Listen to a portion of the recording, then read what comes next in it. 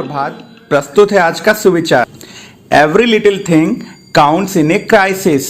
संकट के समय हर छोटी चीज मायने रखती है। इसका अर्थ है कि हर वो चीज जो आज हमारे पास है उसे हमें पूरी मितव्ययिता के साथ खर्च करना चाहिए, क्योंकि जरूरी नहीं कि जो आज आपके पास है वो कल भी रहे। इसलिए हमेशा हमें अपनी चीजों को संभाल कर रखना चाहिए, क्योंकि वो कभी भी काम आ सकती हैं।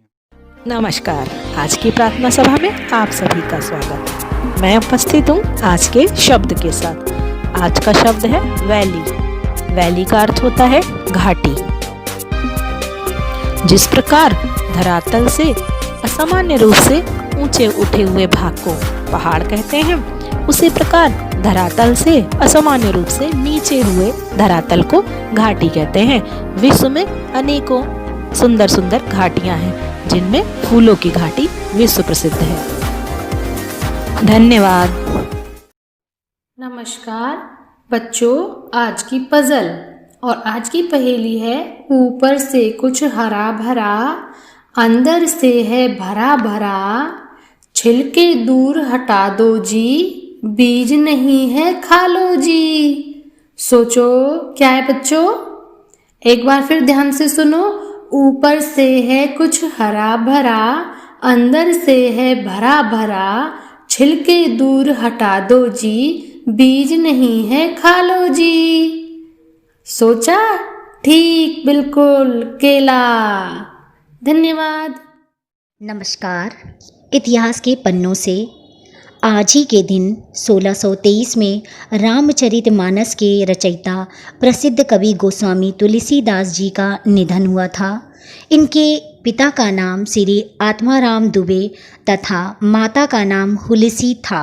आज ही 1943 में नेताजी सुभाष चंद्र बोस ने आज़ाद हिंद फौज की झांसी की रानी ब्रिगेड की सिंगापुर में स्थापना की थी।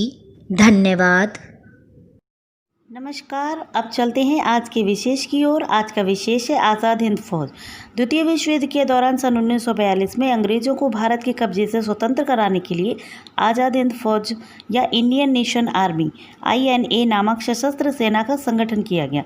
इसकी संरचना रास बिहारी बोस ने जापान की सहायता से टोक्यो में की। बाद में उन्होंने नेताजी सुभाष चंद्र बोस को आज़ाद हिंद फौज का सर्वोच्च कमांडर नियुक्त करके उनके हाथों में इसकी कमान सौंप दी। धन्यवाद। नमस्कार। प्रस्तुत है आज की प्रश्नोत्तरी। आज का पहला प्रश्न है, स्वर कितने प्रकार के होते हैं? स्वर 3 प्रकार के होते हैं या उनके 3 भेद होते हैं। ह्रस्व स्वर, दीर्घ स्वर और प्लुत स्वर। प्रश्न संख्या 2, ह्रस्व स्वर कितने होते हैं? ह्रस्व स्वर के 4 भेद होते हैं, अ, ई, उ और री। प्रश्न संख्या 3, दीर्घ स्वर कितने होते हैं?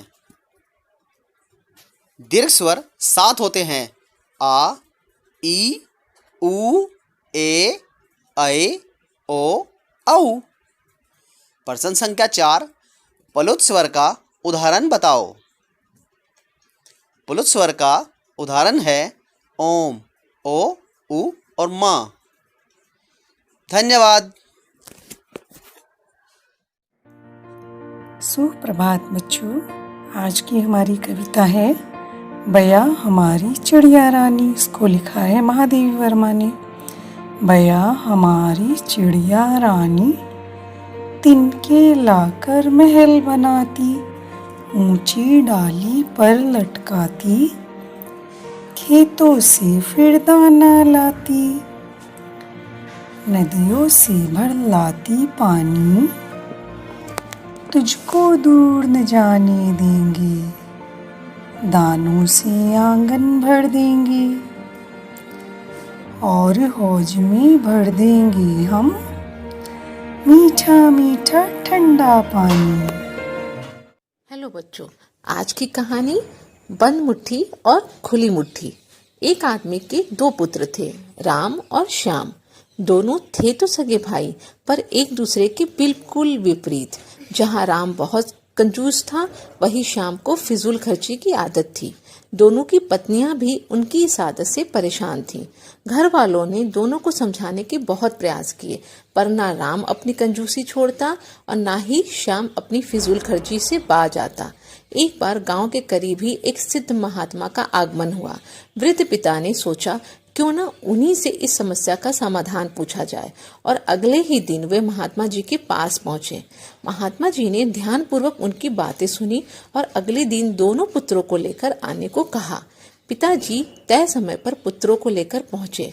महात्मा जी ने पुत्रों के सामने अपनी बंद मुट्ठियां घुमाते हुए कहा, बताओ यदि मेरा हाथ हमेशा के लिए ऐसा ही हो जाए तो कैसा लगेगा? पुत्र बोले, ऐसे में तो ऐसा लगेगा कि जैसे कि आपको कोढ़ हो। अच्छा, अगर मेरे हाथ हमेशा के लिए ऐसे हो जाएं तो कैसा लगेगा? महात्मा जी ने अपनी फैली हथेलियां दिखाते हुए पूछा। जी, तब भी यही लगेगा कि आपको कोढ़ है, पुत्र बोले। तब महात्मा जी गंभीरता से बोले, पुत्रों, यही तो मैं तुम्हें समझाना चाहता हूँ। हमेशा अपनी मुट्ठी बंद रखना यानी कंजूसी दिखाना, या हमेशा अपनी हथेली खुली रखना यानी फिजूल खर्ची करना एक तरह का कोढ़ ही तो है। हमेशा मुट्ठी बंद रखने वाला धनवान होते हुए भी निर्धन ही रहता है, और हमेशा मुट्ठी खुली रखने वाला चाहे कितना भी धनवान हो, उसे निर्धन बनते समय नहीं लगता। सही व्यवहार है कि कभी मुट्ठी बंद रहे तो कभी खुली, तभी जीवन का संतुलन बना रहता है। पुत्र महात्मा जी की बात समझ चुके थे। अब उन्होंने मन ही मन सोच समझकर ही खर्च करने का निश्चय किया। धन्यवाद। नमस्कार। आज की जागरूकता का विषय है महिला सुरक्षा। आज के समय में लड़कियां काफ़ी आगे तक जा निकली हैं। वह कंधे से कंधा मिलाकर हर क्षेत्र में अपना लोहा मनवा रही हैं, परंतु फिर भी आज भी महिलाएं अपने अंदर के असुरक्षा की भावना को जड़ से मिटा नहीं पाई हैं। महिलाएं बाहर हो या अंदर अपने आप को सुरक्षित महसूस नहीं कर पाती। इसलिए आज के समय में महिलाओं को वुमेन सेफ्टी की जानकारियाँ लेनी बहुत ज़रूरी हो गई हैं। यहाँ कुछ बिंदु वुमेन सेफ्टी से जुड़े हुए। अगर आप कभी भी ऑटो रिक्शा या कैब में अकेले ट्रैवल कर रहे हो तो उस वाहन का नंबर नोट कर लीजिए तथा SMS के जरिए इसे अपने घर के नंबर पर सेंड कर दीजिए। जब भी आप कहीं जाएं, व्हाट्सएप के जरिए अपनी लोकेशन को ट्रैक कीजिए। यह एक सेफ्टी फीचर है। अपने हैंडबैग में चिली स्प्रे हमेशा रखिए। कोई अनजान व्यक्ति यदि आपसे ज़बरदस्ती करे तो आप तुरंत चिली स्प्रे डाल दीजिए। यदि आपको कुछ भी गलत फील हो या आपके साथ कुछ गलत हो रहा हो, उसी समय नुकीली चीज़, चाकू या फिर नुकीले हेयर पिन से वार करके वहाँ से भाग जाइए। याद रखें, सावधानी और सतर्कता ही सुरक्षा का सबसे महत्वपूर्ण उपाय है। धन्यवाद। सभी साथियों को संजीव शर्मा का नमस्कार। आप देख रहे हैं प्रेरणा सूची में दर्शाए गए लर्निंग आउटकम को प्राप्त करने के लिए कराई जाने वाली कक्षा शिक्षण के दौरान ERAC गतिविधियों पर आधारित कार्यक्रम, जिसमें हम प्रत्येक एलो कोड को लेकर गतिविधि के बारे में चर्चा करते हैं। आज का हमारा एलो कोड है H206। कक्षा 2, विषय है भाषा यानी हिंदी। इस एलो कोड को परिभाषित कर सकते हैं कि बहुअक्षरीय शब्दों को जोड़ तोड़कर पढ़ लेता है, अर्थात बच्चे को ध्वनियों का ज्ञान होता है। साथियों, यहाँ दी जा रही गतिविधि एक उदाहरण मात्र है। आप इसके उदाहरण के रूप में अन्य गतिविधियां भी सोच सकते हैं। आज की हमारी गतिविधि है बोलो बताओ। शिक्षकों को चाहिए कि वो छात्रों को 5-5 के समूह में अलग अलग बिठा दें और प्रत्येक समूह में एक पर्ची या फ्लैश कार्ड या एक कैलेंडर दे दें, जिस पर छात्रों का कोई परिचित जानवर या कोई पक्षी बना हुआ हो।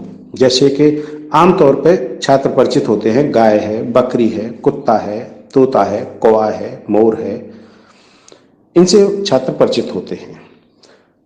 प्रत्येक समूह में जब एक चित्र दे देंगे, अब छात्रों से कहें कि पहले वो उन्हें पहचाने और पहचान कर कॉपी पर उसका नाम लिखें, और साथ में उसकी ध्वनि, वो कैसी आवाज निकालता है, जैसे मोर कैसी आवाज निकालता है, तोता कैसी आवाज निकालता है, उसे लिखने को भी कहें और उस ध्वनि की प्रैक्टिस करने को भी कहें।